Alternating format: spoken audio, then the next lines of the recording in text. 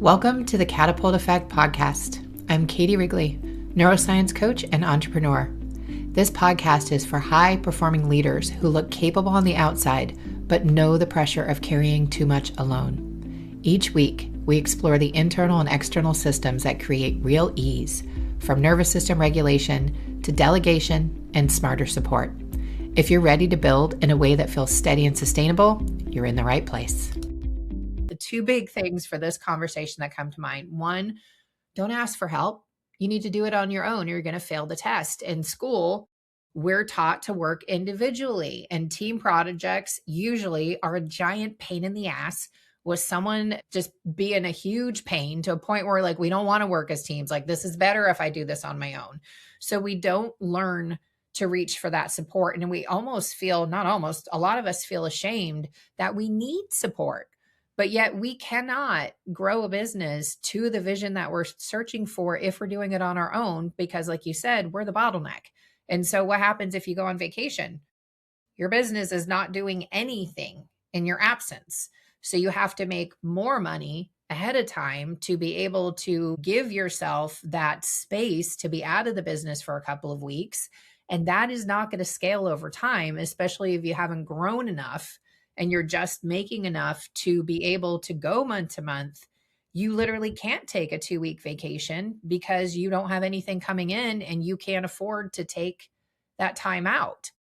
Yeah. So that's the big thing. And I'm starting to lose my train of thought on that one. There was another piece there. Where did it go? I'm going to pause there and see what you want to say to add to that, Kalyca, before we move on. Yeah, you know what's coming up is going back to what we talked about in the beginning, where if we have clarity on what your true unique gifts are, that gives us this like blueprint to work from, where now we can see, okay, if you are living in your zone of genius as the entrepreneur, and this could even apply to your corporate life or whatever, right? But if you're living in your zone of genius, inevitably there are going to be other things that if you don't do them, they're going to fall through the cracks, right? And that's where we can start to leverage and optimize the system design. And as we start to do that, people is one of the things you brought up, asking for help, getting support. That's true in our lives for our internal operating system, for sure. But it's also true in our businesses, right? And I almost look at it as if we're talking about the linear trajectory, right? And then we have this quantum trajectory. Well, everyone wants to get to the quantum trajectory. How do you get there?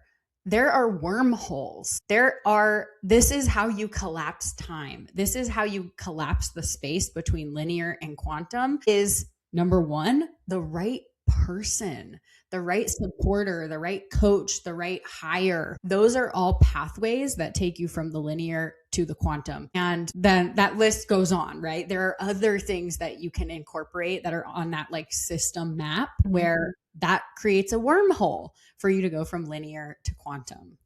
And people is a huge one that I see all the time. Like if you are operating in your zone of genius and you have the awareness to know, like, okay, maybe it's sales, for example. Maybe sales is not your cup of tea, or maybe it's admin. Maybe you're just like not organized and you hate doing admin and it draws and sucks the life out of you.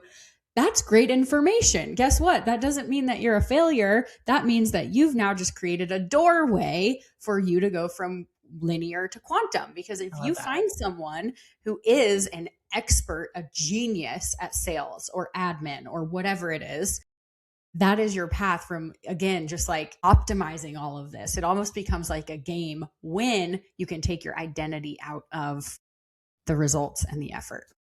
Yes. And taking that identity PS out is huge. I was remembering the other thing I wanted to talk about, but I think we already kind of beat the dead horse on that one. It's the learning that we have to trade time for dollars, that we need to work hard in order to succeed. And no one tells us that it's okay to only work 20 hours a week and be making 6 figures a month. And that's what happens when you make that quantum leap.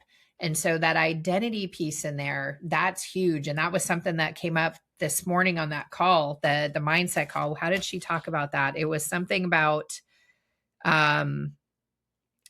it's the working backwards. So that was one thing she said, is that a lot of times we think that when we get XYZ, then we're going to be okay, but we can't be okay we can't be relaxed. We can't celebrate until we hit XYZ. But then we hit XYZ. XYZ isn't enough. And so we're a self-fulfilled prophecy where we have to keep going more and more and more, because that isn't actually the thing. The thing that we think we want isn't what we want. It's that we're actually looking for something. And this shifts right into the direct internal systems. What we're actually looking for is a feeling of peace, a feeling of feeling like the expert, of knowing that we're the expert, of embodying that we're the expert. We're not asking someone to prove it to us. We're not trying to prove to someone else that we're the expert. We just know. We just show up as that expert now, before we have external evidence that supports that. And that can be the tricky part with this identity shift. And, you had mentioned that working with me has really helped a lot. And thank you for bringing that up. And I love working with you. You're absolutely amazing to work with. And no part of you wants to be stuck in any of your old shit. I've seen that over and over again, which is one of the things that makes you so fun to work with, is your nervous system's like, let's just go. Let's just get the shit out of me and let me go be the badass that I know I am. And like, you embody that. It's like so powerfully, Kalyca. Like, I love doing sessions with you because you show up and you are just fucking in it and you get that shit gone. And I love it. And there's no other way for me to like properly empower that, like the power of you doing that without swear words. It's just not possible for me. So, but what have you noticed has become possible for you since you started to work on the internal systems in the way that you did? Like you mentioned, you had an amazing coach, you had an amazing therapist. But once you got into that nervous system work, what started to change for you as you started to work deeper on those internal systems? Oh, I mean, it's allowed me to show up as the expert more and more, because the more that I shed the old patterns, which were like what you said about where did you first learn about this, what hard work looks like, right? We can all trace those things back, right? And if we trace them back, we look at the generation that raised us, and that very much was the case, right? Like, there was so much more of that hustle grind energy, right? And so I learned it from my dad, right? Like, my dad was the model of how you earn money and how you relate to your job. And that's where that pattern was ingrained in me. So I think like when we are growing up, we are getting this information, right? It's coming in from all these different sources, and that's kind of like imprinted on us, right? So it gets imprinted. But then as we get older and we start to question some of it, and we're like, well, I don't think that's true, right? Or, oh, I tried it that way and it burned me, so I have to come up with a new way of doing it. Well, our system has been wired to do it the old way, and that's what feels safe and familiar to us. So as soon as we want to start doing it a different way, our system goes, that's not safe. We can't do it a different way. And our bodies obviously don't know the difference between a real and a perceived threat, right? Nope. Like, nope. You could tell me tomorrow that, hey, I'm really mad at you and I'm going to write a scathing Google review about you or something, right? My body would interpret that as if there was a bear in my office, like trying to chase me, right? That's the same. My body doesn't know that there's not a bear. It just feels like I'm being threatened because something I care about is in jeopardy, right? So all the work that we've done has really helped me start, like, honestly removing those patterns, those stories, those things that, like, I learned from my dad, or it was like the societal messaging, or wherever. It doesn't even matter where these messages came from. They were embedded in my body, but now doing cogno movement, we've started to like pull the roots up and remove them. And I think the biggest thing that's happened is I don't have the same fears that I used to. And I think fear is the other huge limiter for us. Like, it's almost like fear is the chain that's connected to the linear trajectory, and it's like chaining us to it. And every time we try to shift, it like pulls us back, and it pulls us back, and it pulls us back. But it's like, okay, through doing cogno movement, it's like, man, we took a jackhammer to that chain, and now it's like, okay, the fear is still there, but it does not have a like stopping effect on me anymore. Yep. If that makes sense. It makes total sense. So when fear is too high, that's all we can feel. And it doesn't always look like fear. It looks like I'm busy all the time. How the hell have I not got more done? How did I not get this thing done? This thing I need to do, the number one thing I need to do to move the needle. Why the hell am I not doing it? You're not doing it because you have fear attached to it that's not at a level that you're registering it as fear. And so it looks like, oh, let me go get my kitchen organized before I start my day. Oh, let me go take another walk. Oh, let me go grocery shopping. Oh, let me meal prep. Let me walk my dog. Let me do this. Let me do this. Shit, the day's gone and I didn't do the thing. That is how fear shows up for an entrepreneur. We don't think it's fear. We think, oh, but we've got all these other things to do. Right. And you just took the bottom of your priority list, put it at the top because the thing at the top's scaring the shit out of you. And you don't want to say that. And the other thing that she mentioned on the call is like, what is at risk if you fully show up as yourself?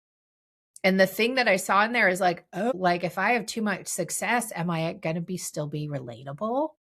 Like these are the things, these are the fears. Like if I get really successful, like are people still going to want to talk to me? Are they still going to want to be my friend? Are they still going to want to do this work with me if I hit a certain level of success? If I'm on a TEDx stage, if I'm getting interviewed in these magazines, are people still going to want to come in to work with me? Because now in this tiny little world where I feel invisible, this little world's safe. But if I make it bigger, am I still safe? And the body's like, no, you're not, because these are the threats that are out there. Like you said, like it's still the same reaction as a saber-toothed tiger on our butts, but it is your device. It is something else out there. It is things that are made up in between our ears that we're feeling from the neck down. And that's part of the complexity is being able to pause and take these things out and look at them. And in society, we get so much programming that's coming in that disrupts this flow that we stop listening to ourselves. And I was thinking of like a really funny example of programming when I went for a hike with Tangi. There's like trails right behind my house that like I can literally like walk out the back of my house, less than a quarter mile hop on the trail. And I don't know where it came from, but I'm like, this is such a great example of programming. But I'm like, if this was a horror movie, this would be the part where the bad guy's chasing me and I'm like getting away through the woods because I know the hiking trail and he doesn't. And I'm like, that's a really warped way of like thinking. And it's like, but that's what I got programmed in from horror movies as a kid. Like we get programmed with this stuff and we stop listening to ourselves. And we have the answers. That's what cognitive movement is helping us access are the truths. You know, and you had mentioned something about these stories. Our stories are true until they're not. But the scariness of the story we think is true, that's enough to stop us from going. Like your example of the ultra marathon. Oh my God, I didn't get the results. I'm a failure. Am I still lovable? So scary to be in that moment. And it looks different for each person. I want to encourage the listeners hearing this, pause this right now and have a moment of truth with yourself of what is this showing up as in your world right now with the systems, with the world that you're trying to build. How is this showing up for you? And I want to pause there again and give you a chance to chime in with your expertise on this as well. Yeah. Yeah, I love that. Well, I think awareness is a huge, huge part. And we may not always recognize it as fear. Even I don't always recognize it as fear. Sometimes it shows up as a block. Yes. I'm on the effort line and I'm like putting in lots of effort, but I'm not getting the results.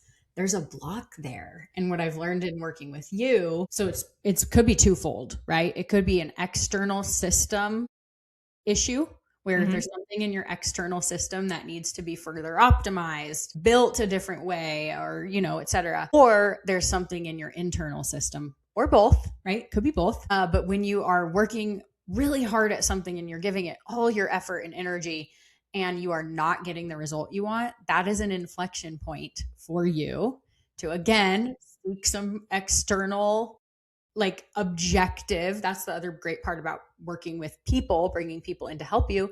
They're objective. You didn't know my parents. You don't know my story. You don't know any of these things that taught me the things that I know, right? Like, so you can show up to me and be completely objective. Same thing for me with my clients. And that objective eye looking at where you're stuck is also the wormhole that helps you go from being stuck in the linear to being on the exponential trajectory.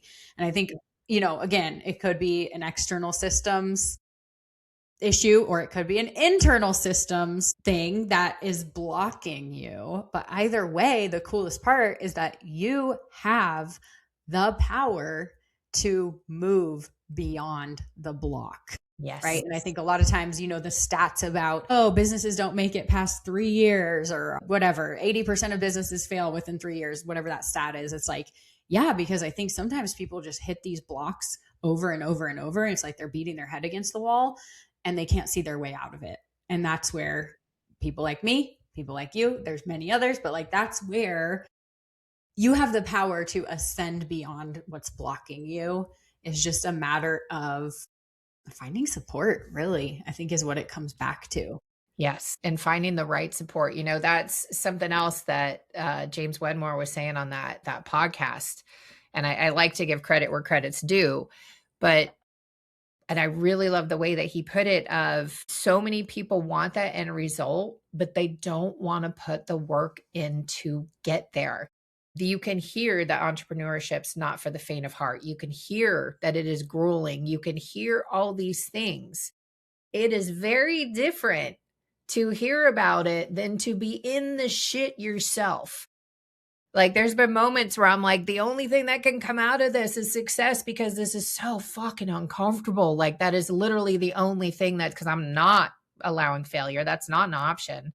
Like I've been at this for 5 years. Like I've already beaten the odds. So I may as well just go be as successful as I possibly can. Like I already got past that other shit. So may as well keep going. Right. Yeah. But doing the work, it is so incredibly uncomfortable to be in it. And when you're getting all this messaging outside that, oh, do this and get your 6-figure funnel up within 15 days and do that and do this and do that and outsource it here, outsource it there.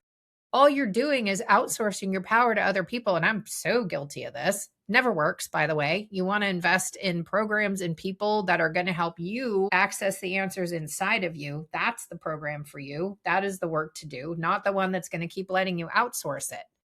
And then you can find the right who's to help expand the network. But someone doing it for you, you can't grow that way.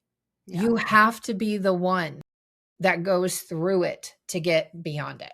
And what have you noticed with that in your own experience, Kalyca, plus with the hundreds of clients that you've worked with? Like, has it ever worked to outsource your power? No. I mean, occasionally you'll see it work in a very like short-term, short-sighted, like, oh, the initial result was great. But then again, you zoom out far enough on that trajectory and it flatlines. And so I love what you said about not outsourcing. Like I have another client who always says like, you there are certain things you can't outsource. One is your lovemaking. You can't outsource your. Very true. No one would want to outsource that. So it's like if you draw that comparison to certain things in your business, same holds true, right? There are certain things in your business that cannot be outsourced. But I do think like that's where I'm a passionate weirdo when it comes to systems design, because a lot of times the design of your system is really where the disconnect is, right? Like sometimes even your business model is not necessarily designed in a way that is aligned to your gifts, strengths, etc. And like if you really get down into that, and that's why like a lot of what I do is working from the inside out on your business, right? Like, no, we want to optimize and design the system to support you and your dreams and visions and goals and where you're headed versus like, again, like you said, all these people looking externally, they're like looking outside themselves for the answer. But the answer is not outside of you. It's like, yes, there may be things you need to learn, build, design differently, but like I agree with what you're saying. What I've seen time and time again is it's like you have to take that like inside out approach to all of this in order for it to be long lasting, sustainable, aligned, and something that's not just eventually going to crash and burn or burn you out in the process. Yeah, 100%. I agree. And I want to just check in. Can you go a little bit longer, Kalika? I think we're going to make this a 3 or 4 part episode, depending on how much longer we talk. But like, this is too good and we're hitting the top of the hour. So I want to make sure you can still go. Okay, awesome. Now, where did I want to go with that? I want to bring in an example of like exactly what you're talking about of hitting that block. And part of this is also not crediting ourselves, like creating a celebration system as we're talking about systems. Like it's not just systems to get there. We want to make sure that we're acknowledging and celebrating what's happening. And I noticed like the last couple weekends when Friday came around, I was having a tough time in my head. I'm just like, what the hell is going on? I just felt like I was hitting blocks. And the ironic thing is I've had more momentum in the last 3 weeks than I've had in the last 6 months. And even though I was noticing it, I was celebrating it, I'm still like, it's not enough. It's not enough. And then it clicked into place and I realized I'm like, okay. So the work that I do right now, it's one-on-one customized work, but it takes a while to get to know me and trust me to say like, do I want to do this work or not? And so I've been putting out things so people have a better understanding of that. But I'm here to be of service to people. So how can I be of service without doing one-on-one work? What can I take from that and put into my work that I can give people in an easy offer that's not expensive, that's not going to be a blow to your bank account, that's going to be less, way less than what you spend on a meal out. It's going to be very inexpensive. It's going to add you add high value. And suddenly it just all clicked into place. And I'm like, well, there we go. There's the block. There's the block. Okay. This is what I can change. This is what I can shift. And the thing was like, the answer was in front of me the whole freaking time. Like the program I'm taking that, and they don't tell you how to do anything. They teach you how to harness the messaging inside of you. Like everything is coming. And that is a really good coach. A really good coach is not supplying the answers for you. They're having you reflect back that you are finding the answers. That's what's making you empower yourself and gaining that trust in yourself. And I had to laugh. I'm just like, I'm in this program that's all about funnels. Like, how the hell did it not occur to me to create a bigger funnel? Like, duh. Like, this is so obvious. And so I'm going to have a private podcast coming out later this week, just as a side note, because I'm like, that was the missing piece. Like, giving people actionable things that they can do to help regulate their system and allowing people to see the stuff that I've been managing in my system since I left corporate. Like, I've had a huge load on my nervous system, and I didn't really start talking about it until recently. But like, I left corporate. That's a big identity shift after 24 plus years. Around the time my mom had a major cognitive decline and stopped being the mom I had grown up with and became this different, wonderful, more childlike mom that I have now. Like, I'm dealing with a mother with dementia as I'm growing a business, and I'm also healing from a toxic relationship. Like, and I can show up authentically, enjoy. And like, I kept putting that quiet. I'm like, people need to know what I'm dealing with, not because I want my shit all over the place, but for you to understand the power of doing this work. Like, if you want to show up as the powerful CEO that you are going to want to find some tools to do the internal work so that you are handling life. And I love the way that you talk about this specifically, Kalyca. It is creating margin in our bodies so that we have more space to work with. And we know we're out of margin when we're snapping out of partners, when we're considering outsourcing lovemaking to someone else, when we're angry all the time, when we can't sleep, when we can't eat, you are out of margin. And so you want to create more margin. And one of the ways you do that is with your systems so that you aren't going to 10 million different systems to get something done. You're able to click one button and off you go. Like, and that was the thing I realized. I'm like, oh, all I have to do is stand up the private podcast and then boom, boom, boom, boom, boom. All these other things that I already have on Kalyca's system, high impact, they're already ready to go. I just pop that in there and it's done. Like, there's so little work outside of creating the episodes. That was the only work. I love that. And it's like, okay, that's all I needed to do. And then if it doesn't get the results that I'm looking for, I go back, I tweak it, I refine it. But this is like clearly the thing that I was missing. And there's so much evidence to help me see that. My kitty's going to join us again. Yeah. I love that you brought up margin because you've worked with me long enough to know that's something I harp on all the time. Yes. Because it's so important. Because if you think about it, the way that you show up to your life, let's just picture like, okay, you got hit with a bunch of medical bills, and I'm going to use financial margin as an example. You got hit with a bunch of medical bills, you have depleted your savings, your bank account is on empty, and you're going to have a conversation with your spouse about they have an idea of something that they want to purchase. Like, how differently are you going to show up to that conversation when you have zero margin versus you're operating from a place of margin? You have money in your savings account. You had some unexpected bills, but you were able to cover them just fine. And you still have a surplus left over. Like, just think about how differently you would show up to that conversation depending on your level of margin. Thanks for being here on the Catapult Effect podcast. If today's episode supported you, share it with another leader who's ready to create more ease in how they build, and leave a review so more heart-led leaders can find these conversations. You don't have to do everything yourself. When the right systems are in place, inside and out, business gets lighter. Until next time, protect your capacity.